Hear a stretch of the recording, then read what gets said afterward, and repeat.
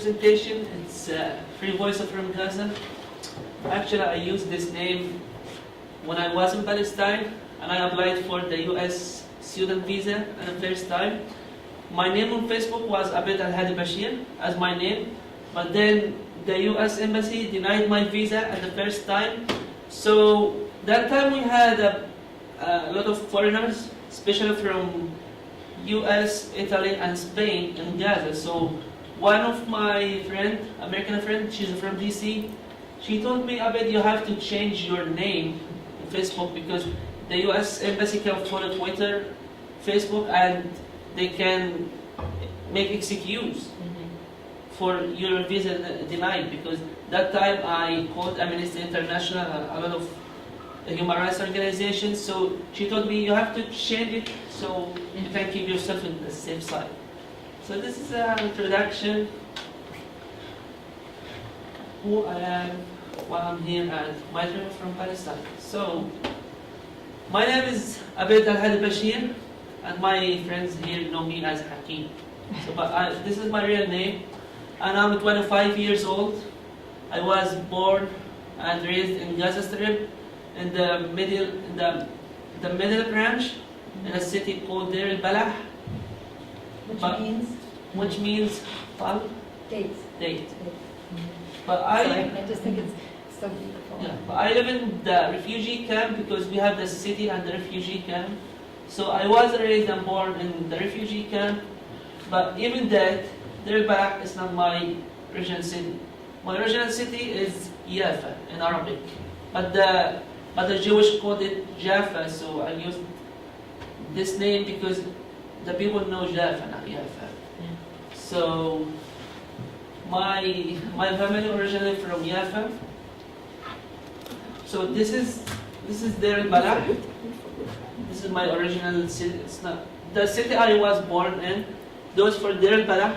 This is in front of my house. So my house is like that, and this is Jaffa. So both are beautiful, but for me I prefer Jaffa. You know why? Because if I come back to Jaffa, I'll be rich. Because my family have a lot of money there. In Gaza, it's so horrible. So, a brief introduction about my family. My father worked in 1948 in the Palestinian occupied territory as a builder. He lived all his life there until 2000, when he had an accident while he worked there, and he became blind after 4 years. Like, he had an accident, but he didn't lose his blind like that, but he lost it after 5 years. It's like, okay. And that happened in 2001, and that time I was 15 years old, and my story started from there, because I'm the oldest one in my family, so I have to take care of my family, because my father that time he didn't work after the accident. So that time I had to work to help my family, to help my sister, and it's six. My family are seven, and there are six, and I'm the seventh one. So I have only one brother, and 3 sisters. My brother now, he's 19 years old, and my sister, she's 21. She's studying in the 4th level in Al-Azhar University in English department, and the other one, she's 16 years old, and the last one, she's 3 years old. Sometimes I told my father she came by mistake, but every time he told me, she's better than you. So I started to work at 1999, but until 2004, this period, like 5 years, it was like volunteer work. Sometimes without money, sometimes with pocket money, like your transportation or something. But I was satisfied because I just found myself. I tried to do something to help the people, and I was satisfied that time. But after I had to study at the university. It cost a lot in Gaza. Even if I can say that the 5 years in Gaza to study cost like 1 semester here. So 1 semester here equal the bachelor degree cost in Gaza. But even that, it's so expensive for us, especially if you have like a blind father and family without any kind of economy.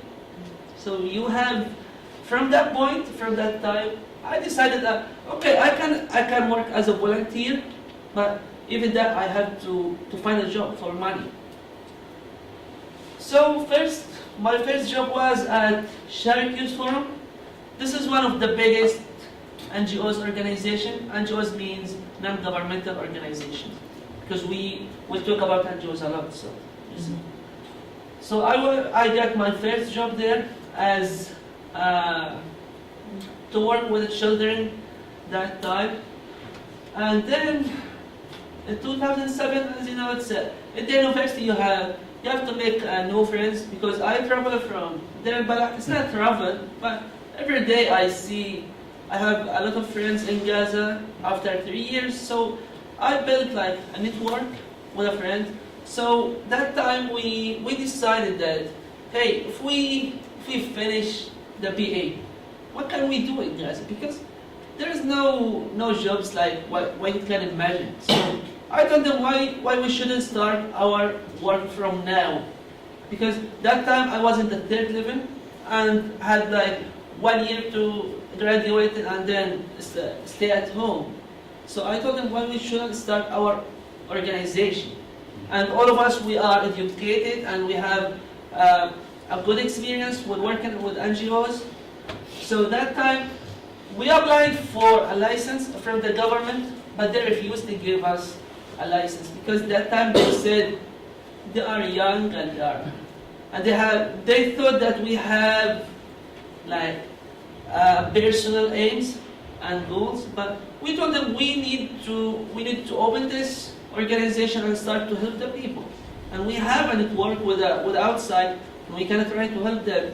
But finally they refused, and I told my friends, hey, here's the deal. We can start working under youth group, not organization. So youth group, you can work and you have the organization rules, but without a license. So everyone has you can work back from the room. So that time I created in 2007 Volunteers Without Borders. This is a youth group in Gaza. This is the logo of the youth group. And that year, in December, I got the distinguished volunteer in Gaza from the government. After they refused to give me the license, they gave me the distinguished volunteer in Gaza. Then later, we start to have a good relationship with the government, and now Volunteers Without Borders is an organization, non-governmental organization in Gaza, and we are not like the Arab leaders. We didn't stay the whole life. So I was a leader for this organization for 6 months, and then another body became the manager, and I started to work on another thing. It's not necessarily out of volunteers, but with another position. Not the manager. This is my idea and I will not leave it. I left it. So after 1 year, this is my picture in the graduation ceremony, and this is the university president. That was in June 2008.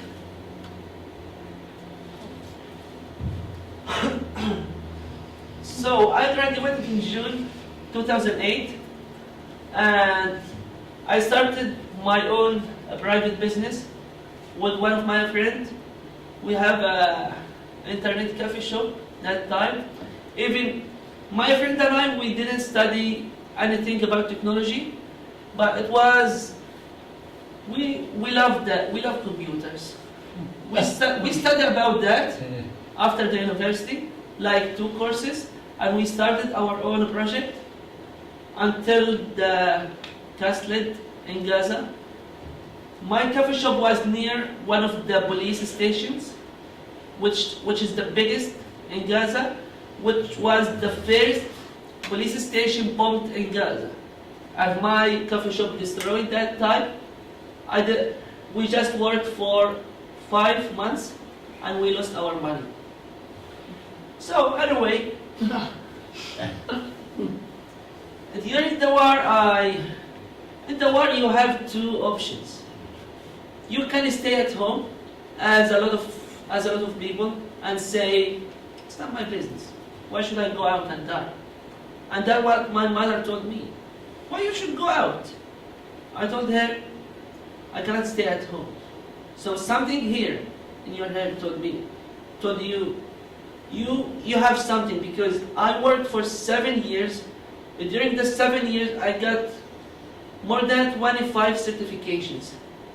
And first aid, disaster, how to manage the disaster management, leadership skills, a lot of certifications. So I told her, I'm going to the Palestinian Red Crescent Society, because I'm a volunteer there. And before that time, I worked for the Red Cross. So I told her, I'm going there, but before I go there, you have to tell me that you forgive me. She told me, no, if you go there, I'll not forgive you. And finally, when she saw me that I'm serious, she told me, just take care of yourself, and may Allah protect you. Allah Sala Ali, in Arabic.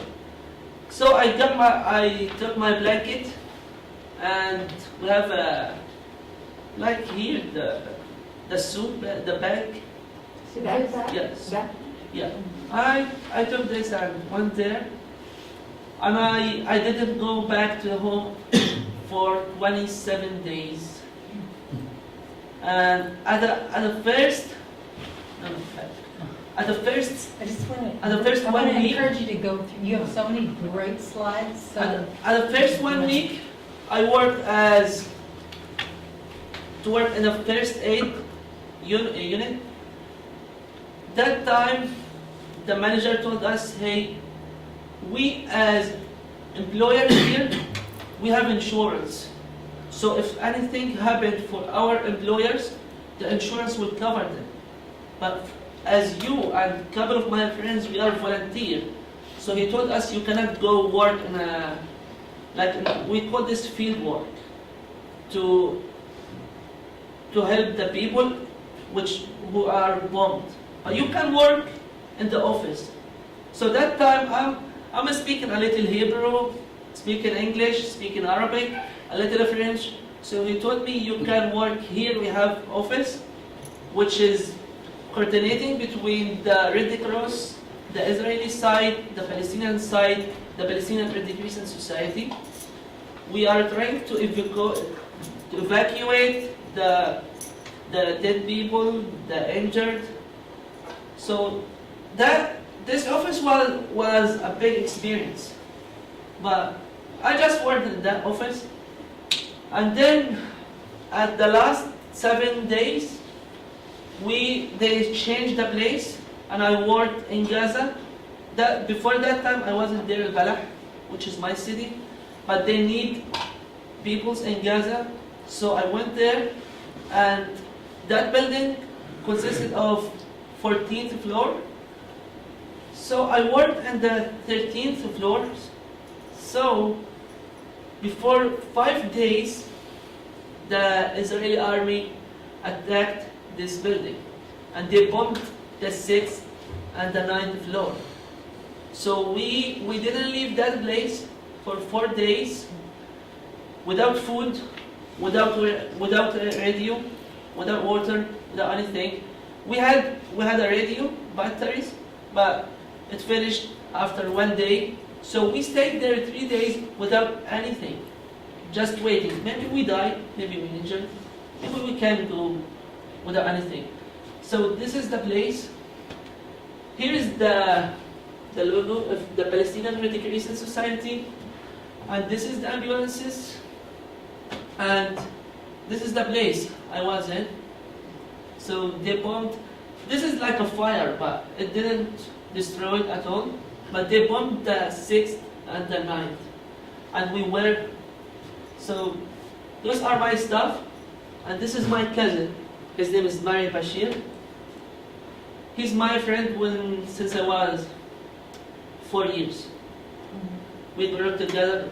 We became friends. We studied in the same field. Everything. We were together. So we checked out the place after the Israeli left Gaza, and here's the place. Did you remember the graduation ceremony, which I get my certification? Yes. It was this place. We came to check out this place, exactly, because we got our certification from here. But we found it destroyed like that. So, after that,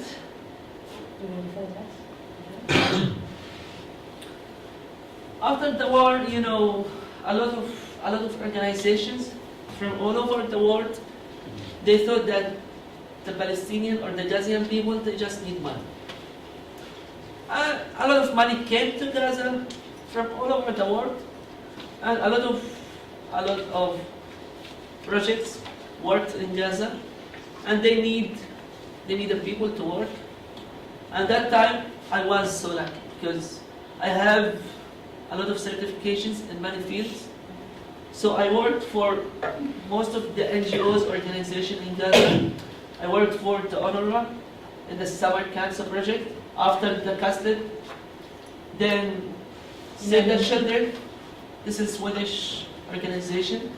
I was the project coordinator for them. Then the Palestinian Center for Peace and Conflict Resolution. I worked for them with the children who are traumatized after the war and trying to make psychotherapy for them as a therapy. Then Sharikit Farm, I consider this organization as my home, as my second home, because I grew up there. That was the first organization which opened the door for me and gave me the opportunity. And they believe in me when I was young. So my loyalty for this organization. But now Hamas in Gaza, they closed it before 5 months. I don't know why. Nobody in Gaza knows what is the reason, but they closed it. Then Rawat Foundation for development work. I was the training unit coordinator. Then General Union, and finally the Palestinian Student Care Association. This is some photos of my work with the children, with many fields. So this is during Eid al-Adha. We have al-Adha, Eid. So the people in Eid al-Adha, they are celebrating, and we were working because we don't have time to celebrate. We have a lot of kids, a lot of families. They have a lot of problems, and we use this day just to make them have fun. Because I know a lot of families in Gaza, they don't have money at least to pay a new clothes for their kids. So we try to make something new. Just we bought some clothes, we bought some toys, football, something, and we were there just to help them. Abed, so maybe 10, 15 minutes, just reminding of time. 15 minutes. Okay. Okay. Okay.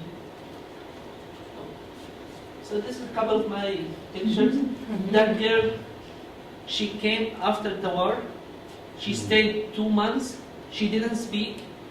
We had a psychosocial therapist, and nobody made her to speak. And then it was by chance. I was in the organization, and I saw her, and many people trying to speak with her. I asked, what's happened? Why she didn't speak? They told me she had a problem after the war and she couldn't speak. And I told them I will make her speak. They told me, hey, we made a lot of people spoke with her. I told them I will make her speak. Then I took her, and after 5 days she started to speak. And then my friends there, every time she come there, they call me, hey, your daughter is coming. Well, go. So this is some of the pictures. I remember that day I was injured, but I insisted I'm gonna work. And they told me, you cannot work today. I told them I will work. How did you get injured? It was a motorcycle accident. No. All right. So that was the last celebration in Gaza. That was with UNICEF. I worked for the UNICEF, and this is the UNICEF coordinator in Gaza. He's Japanese. His name is Mao. And those are my friends, and I was representing there. That was the childhood operetta for the 21st Declaration of Children's Rights. So this is my office in Gaza. This is during the strategic management course. I'm sorry, I'm speaking so fast because we don't have a lot of time. She told me You may have, well, No, depending on how you I'm guys- giving him time, but I know, because I went through the slides with There's you, a and you lot. have some fantastic slides later on. So that I take the think- time you need, just, yeah, so you get through. But I'm encouraging you to We're show talking the about slides Gaza, of we need- Rafa, okay? we need 60 years Yeah. to talk about Gaza. Right. Without to stop. Right, and I totally get that. But but you have some not amazing- 60 minutes. Mhm. So Yeah. that's why I'm speaking so fast and going through. But if you need more time. So my story started at 2010. That time I got, in 2009 by the way, I got 2 scholarships, one from Catalonia University in Spain and the other one from Germany. But my father that time, my father and my mother, they get so, not so angry, but my mother started to cry and told me, not Germany, any country, not Germany. So why? She told me like that. I hate the name, and she didn't travel out, but she hate the name, not Germany. And I told her Spain, and Spain it was so hard to get the visa. So then, there is a Gaza Freedom March campaign. It came to Gaza, but the Egyptian government, they didn't allow them to come. So that time I know 70% of them only entered to Gaza. It was like 1,000. Only 7 entered to Gaza. And they entered through areas border from the Israeli side, not the Egyptian side. So that time, my friend here, he introduced me for women here, and he told me, Abed, Melissa, Mike, they will come to Gaza, and I need you to take care of them. I told them, okay, no problem.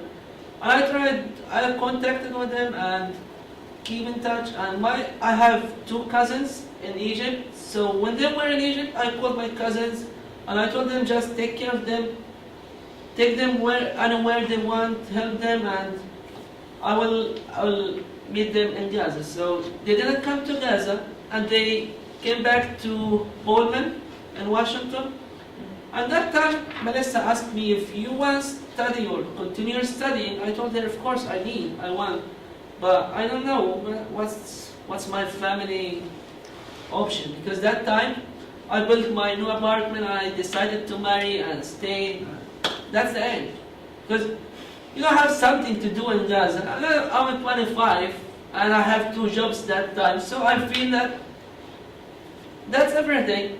And then I told my father, hey, I want to travel.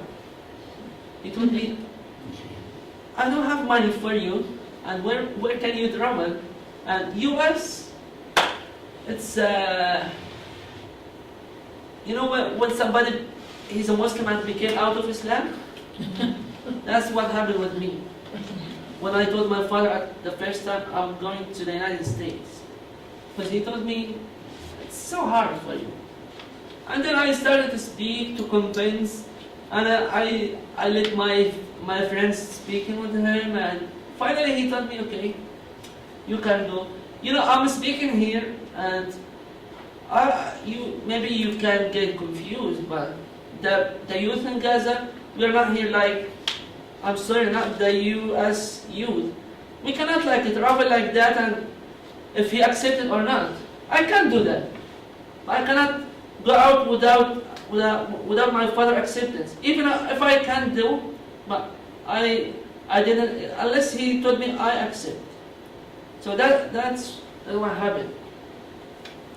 Then, this is I just got this today, the Universal Declaration of the Human Rights.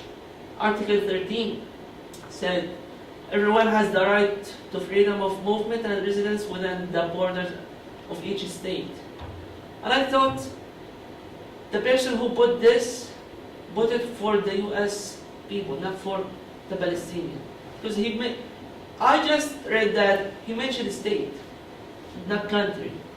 And that's what happened for me. So, I applied for Washington State University for PhD program in cultural studies.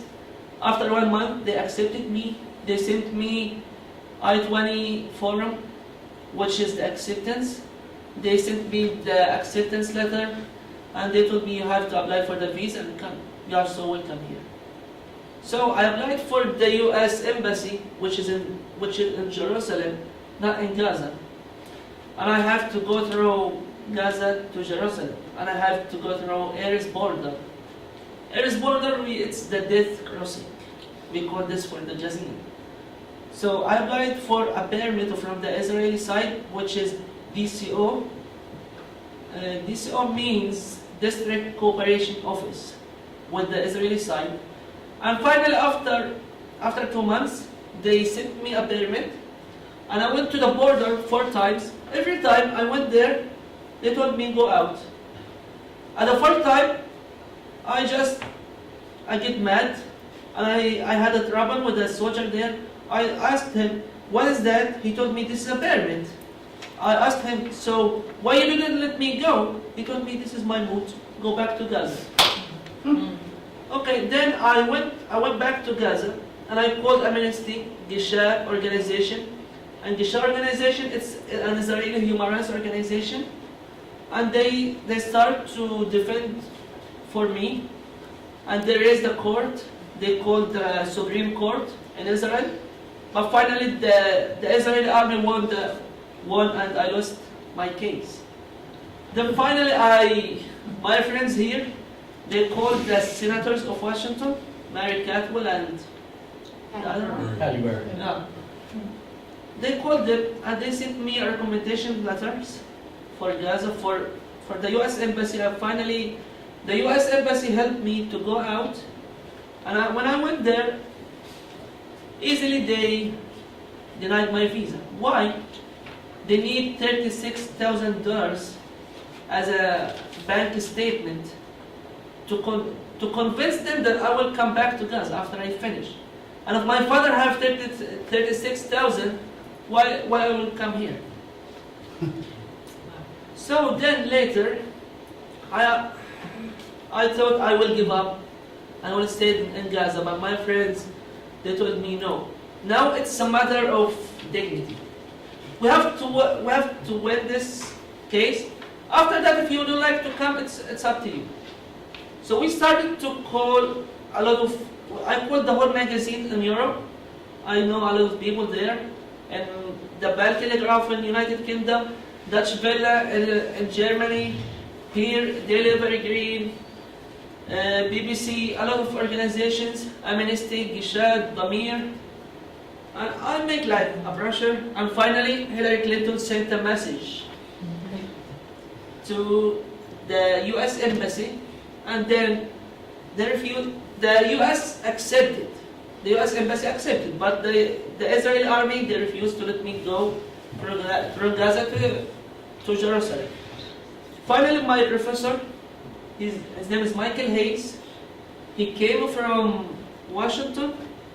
This is Michael Hayes. He's my head supervisor in the PhD program. He came from Pullman to Israel, and he escorted me from from Gaza to Tel Aviv because the U.S. embassy that time refused to accept me for another interview before 6 months because I went to the second interview before 6 months. So if you denied at the first time, you have to wait until 6 months. So I went to Tel Aviv in Israel. I do encourage you to, this is a fabulous story. So that's okay. So, because I know we want to leave Yeah, for people with some questions. questions and answers. So let's try to go till around 4:30. We have Gaza Strip. This is the historical Palestine, and this is Gaza Strip, and this is the West Bank. I know that most of the people here know where is Gaza, but this situation happened for me in WSU. One girl asked me, where is Gaza? I don't know where is it. But when I told her, if I said it's Israel, she smiled, oh, yeah, I know it. So, And one of the things that's helpful in this part of the world, in Seattle at least, is that Gaza Strip is about the size of Lake Washington. So really tiny. You know? So this is where you live. yeah. This is where I live. This is my original city, Deir el-Balah. So this is the main areas of Gaza. This is the north of Gaza, Beit Hanun. This is central Gaza, Gaza City. And this is Deir el-Balah. This is in front of my home. This is in Khan Yunis, which is the south of Gaza. So here's some facts about Gaza Strip. This is the new statistics. It's 2010. Some statistics said Gaza, it's 1 million and a half, but the new statistic is that 1,750,000. So the Israeli, this is the new catastrophe in Gaza. The Israeli blockade since 2007 until the present. If we are talking about, movement by air, we don't have airport in Gaza. Even we have one, but not working. Yeah. By the sea, banned. You have the gumboots. You cannot go after 3 miles. Medical reference restricted. We just get the medical service from Egypt through the tunnels. Sometimes with a campaign. Sometimes the people died in the borders. This is the life in Gaza. Import of basic goods and fuel restricted because when we have to send something outside of Gaza, it should go from Karni border, Karni crossing, and Karni controlled by the Israelis. And yeah, this is Karni. Karni is, by the way, it's a Jewish, it's an Israeli word. We have al-Mantar. So the Israeli changed the made in Palestine to made in Israel. So the Palestinians stopped that because they took our goods and sell it as if it's Israeli, not Palestinian. So we stopped that. So here's Gaza. This is a basic map. We have 4 crossing, which is areas for the people. Then al-Mantar for the goods. And then Sofa, this is for the building supplies, especially. And then Rafah, the south of Gaza. This is for the people who want to go out of Gaza. So this is from the UNRWA website, which is good idea about the blockade in Gaza. So here from 2005 until 2009, the people who left Gaza, it's like we can see. But look at the people who left it. The people in Gaza, I cannot say nobody hate his country, but the situation there, they don't have like a good life, the basic priorities of the life, of the good life. So a lot of people, a lot of educated especially, they left Gaza. And in my point of view, this is what the occupation needs. But I wish I could see someday that they will come back to Palestine. Let's try that. Yeah, another thing. This is Carney for the medical, for the building supplies. This is before. This is this is from 2005 until 2008. Look at that. This is the imports, and this is the exports. So from here, they start to be zero. But I think what's also interesting on this is that they were never allowed to export very much. I mean, it's flat now, but it certainly was not impressive even before. So here's the blockade impact. This is a real photo, real photos. More than 100,000 jobs lost. Shortage of medical supplies.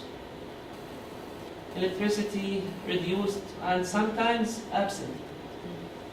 I mean, I think the pictures can express without my speak, but so go back to that photo. Here, when Ziad in the morning said that I feel I'm lucky here because I can get shower every morning, and I told him my best of wishes for you because in Gaza he was really. We cannot take as here every morning shower. We're buying the clear water like every 3 days by these plastic gallons. Where's your power source? It's okay. Well, you're running out of power. We have the plug. So. There's a plug up here behind you. Good charge. We got it. Where's your, is it plugged in? Do you have a charger? Maybe it's a good time to stop now. Wait a second. All right, you have 5 more minutes. Yeah, We're giving you 5 yeah, more I minutes. The know. crowd's giving you 5 more minutes. We spent 8 months in Gaza without any kind of petroleum. So the people in Gaza, they used, go another picture, they used the cooking oil for the cars for 8 months. So this guy, he used the cooking oil, and this is this is the healthy impact, and this is the end, the result. No. The engine light destroyed. And smoke. So the tunnels, king of Gaza. Here, this area, it's about 5 miles. We have in 5 miles 2,200 tunnels. It's like a kingdom under Gaza. So, the people outside, they thought that the Palestinians smuggled weapon drugs, but the fact that the Palestinian, they smuggled the milk, needle milk, the cement, goods, cars. This is from the tunnels. This is some facts about the tunnels. It's not necessary, but I put that. Every tunnel costs $3,000, $30,000. $30,000. This is the castle. This is Jabalia School, and this is the white phosphor. Yeah. So this is the targeted places. This is from Israeli organization. So here's the comparison. Look at these numbers. Go to Oh, sorry. this. No, it's okay. This is the final number. So 1,400 murders of the Palestinian and 14 Israeli. Everyone equal 100 from the Israelis. So this is the challenges. Before we go to the challenges, we have like horrible pictures now. So this is the school. That was a shelter for the civilian, the people who don't have homes, which they destroyed their homes and they took the school as a shelter, and then they bombed the school with a white phosphor. It was an UNRWA school. Yes. It was a It United was Nations. for the honor It's the one. United It Nations. was United a Nations. United Nations school. Yeah. So this is the medical supplies. And wait, this is for the UNRWA. The UNRWA used this to save the food, to give it for the poor people. The warehouse. Yeah, and they bombed it. And John King, who was the leader, that time he came here. I don't have the photo, it's in another slideshow. So after the war, you can see a lot of tens of thousands of houses destroyed, It's a checkpoint. checkpoints, everything. So this is the final thing of the presentation. You can imagine Gaza. This is from the north, Erez. This is the Erez gate. No. This is from the south, Rafah. This is the gumboots. It's really gumboots. So, and this is not a war. This is a daily training. The what? A daily training. training It's not a in the war. east of my city. We got On this the buffer city zone. from the border. The buffer zone. Even those gates, also they are building a new wall in the north and the south of Gaza because they didn't feel so safe. That's safety. They need another wall. So this is the wall. This is the new generation of wall because this made by the American company here, and nobody can break this. So stop there. Yeah. No, You no, want to see this? yeah. Okay. No. We want it to be at the end. Okay. No. I actually think that's. Well, now we still have some ample amount of time, so you can share some more through people's questions if people want to address questions to either of the speakers. Any questions welcome. What? Your questions welcome. For me, for Laura, it's okay. I just, wow, those last slides were tough to look at. Because I think about not just Rachel Corey, but I think about all the people that have been bulldozed inside their houses. By the way, Rachel wasn't the only one. Yeah. Five furthers in Gaza they killed. And just a couple of days in Belaim, the West Bank, another journalist killed. So Rachel, she was the first, but she will not be the last one. Even we love this girl because she lived in Gaza for a long time, and her work was with the families, with the poor families. But most of the foreigners who went to Gaza, they're trying just to read or to take pictures. But she worked, we call this field work. She went to the people, she lived with them. This is the difference between her and the others. I don't say that because she died, but this is the truth. Because she worked on the ground. Not from the hotel, just to call somebody, to go take pictures. This is the difference between her and the others. The difference is that Rachel's work is still working We're all Exactly. right here. Her message now, it became more and more spread around the world.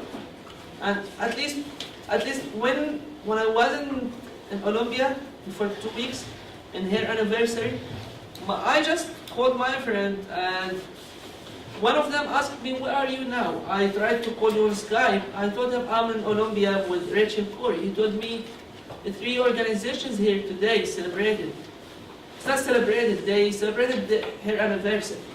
So she's still in the Palestinian mind. And even here, from everywhere, so she still lives in her soul with us. Is it true also that many people in Gaza name their girls Rachel? And Some families in Gaza, they named Rachel. And I know another one, he named his son for one of the British James. Even this is like a critique name. The people will start, because we are Arabs and we don't have these names. But some people they name. They don't care about the people. I was just gonna say, sorry, I took it about the Rachel thing. What I was gonna say is I think you had a bunch of statistics up there, but the one thing that I learned not too long ago is I believe there's 73,000 plus orphans in Gaza, which was just, yeah, and there's only, I think that was reported, a guy actually from Al Jazeera, like no one's really been reporting about that, but that's pretty devastating. Basically, you can say, for me personally, I don't have the stats, but if we are talking about 1,400 killed in the last operation, the last cast lid, you can imagine 1,400, how much everyone has in his family. So this is not a big number. Even it's like today, before 4 hours, 14 of the Palestinians killed. Before 3 or 4 hours, 14 killed today. And they bombing Gaza since yesterday, and they didn't stop. So I think it's a new operation, but it's not the last one. But this is like long time, for long time. That one it was 27 days, but the next one will be for a long time, with this kind of bombing everywhere until Palestinians. So the international world will not judge them, because this is not like offensive operation. Any other questions? Yeah, I wonder if either of you could talk about the response of the international public health community to what's going on in Gaza in the way of professional aid, material aid, looking at the impacts of water supply. Could you talk about that? Yeah. Either one of you? You know what? The doctors in Gaza, we have a good doctors in Gaza, but a lot of them, they get their certifications from Russia, Uzbekistan, Sudan. So they are doctors with names. So for me, or I'll tell you, for my father, he get blind, and if they were a good doctors, they can treat him that time. They can find a treatment, but we sent his papers, his documents for the U.S., for Germany, and in Germany they found a medicine for him. But that time we didn't have 770,000 euros. So a lot of doctors from here. I remember one from Seattle before 2 weeks or 3 weeks. He just came back from Gaza. He's a heart doctor, and he did a lot of surgeries for the Palestinians. So the Palestinians, most of them, they depending on they went outside for Egypt, for Jordan, for anywhere. When somebody gets sick or something, they leave. What about water? This lady was asking about the water situation. May I speak to that? There really is a huge crisis of water. As I was mentioning earlier, we met this toxicologist. The Israelis north of the border have underwater aquifers that they're stopping the natural flow of fresh water in. Because of all the land that is so tilled right around Gaza, the freshwater supply is a huge crisis. People are anticipating that within 3 years, and with the continued population growth, there will be no potable water within Gaza, regardless of what they do to the sanitation. And I would love to address one thing. I have utmost respect for all the doctors that I work with, not only given how they train, but I was working with people who not only spoke fluent Arabic, they spoke English very well, and they would speak Russian or Ukrainian, or they had studied somewhere else and then come back. And there are, without question, some things that are not available in Gaza. I mean, dialysis is not available. But what I consistently began to see is that exactly what Abed was saying, is that there's not a confidence in the doctors there, but it's a really vicious circle. And often when people are really so sick that the supplies are not there and available, then they get taken across the border, they get permission to go into Israel or perhaps into Egypt before the recent kerfuffle in Egypt. And it's like here, if you wait until the last minute to get your kidney cancer addressed and then you die, and then you think, oh, it's the doctor's fault. But really, I have a lot of respect for the people that I work with there. They were really tremendous, working in incredibly limited resources, with medications that you can't count on being there, with power going off. The hospitals all have generators that go on, but you know, I've worked in much darker places in Africa where there was more consistent power supply than the hospitals would have. I want to just add something. Even we have like skillful doctors, we don't have the equipment. So if you're talking about heart surgeries, I'm not sure that they have the new equipment for the doctors. That's why they depend on the outside for the humanitarian campaigns, like the flotilla, like Break the Siege, which is with George Galloway. They brought something for Gaza, but sometimes they cannot use them. And for the water, I can't say that every 3 days we have to buy with 20 shekels. This is the Palestinian currency or the Israeli currency, which we deal with. So if we're talking about 100 shekels for my family, but some families they need more, and this amount of money is incredibly expensive for the Palestinian. It's like $4 for a month. $4 for the jar. So it looks like I buy a solar oil, gas, and even that is not that clear water, but this is the only thing we have. For the shower or for something, you have like a schedule.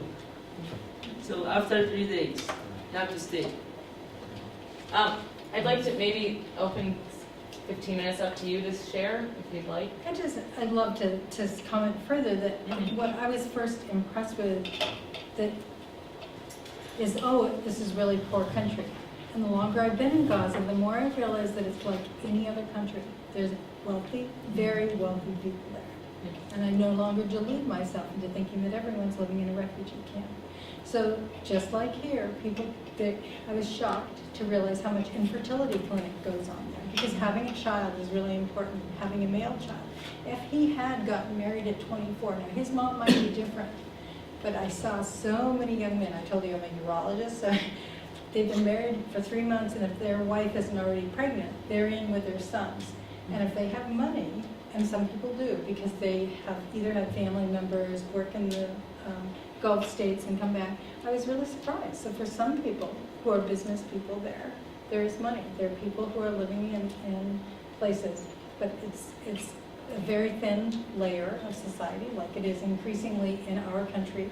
You know, some people can afford all the health care they want, and then people who cut our hair or do our nails or work and have no health insurance. So there's very little for the majority of people there, but there were some hospitals that had the state-of-the-art equipment. And that was really surprising to me, and it may not even be common knowledge to the average person living in Gaza that it's available, because if you don't have the money, you're not going to know. Then you can go make a baby through an in vitro fertility clinic, just like you can here.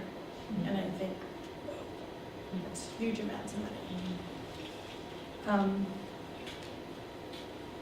And I would just say that I'm so impressed. I'm left listening to him, discouraged and disheartened, and I really liked, I think the man may have left, who bore witness to the legacy of Rachel Coy and the difference she's made in her death that might not have happened if she was still living. And that there's so many people who were doing this work beforehand, but that, like that fable or story about the sand dollars on the beach or the starfish and the little boy coming upon the older woman and saying, "What are you doing?" You know, throwing them back. And well, for that person whose life she saved, you make a difference. And that's why there's so many of us, including Harte, who, like everyone in this room, and I know this room is filled with choir members, and I'm here to ask every one of you to keep charging out whatever you do and sharing it with a broader audience. This last trip One of the nurses on the trip was a very, I would say, almost evangelical Christian. So coming not from like the Seville Conference and Palestinian Christians, but that it is the right of Israel to have all that land. And now it's great because she's come back into her church and been giving talks and opening it to a different segment of our society so that more people can really know a different view, in my view, the truth. Then,